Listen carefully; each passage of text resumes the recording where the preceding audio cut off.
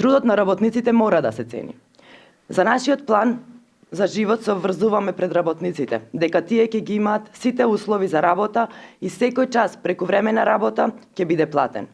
За жените работнички со навршени 57 години старост ќе овозможиме да добијат неполно работно време од 6 часа, при тоа го задржуваат целосниот финансиски надоместок за плата до навршување на 60 години старост.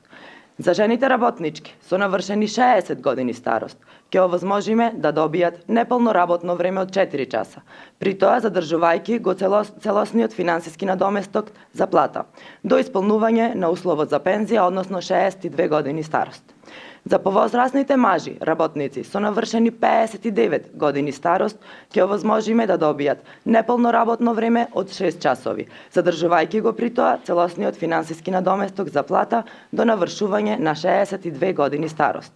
За мажите работници со навршени 62 години старост ќе овозможиме да добијат неполно работно време од 4 часа до исполнување на условот за пензија, односно 64 години старост, при тоа задржувајќи го целосниот финансиски надоместок за плата.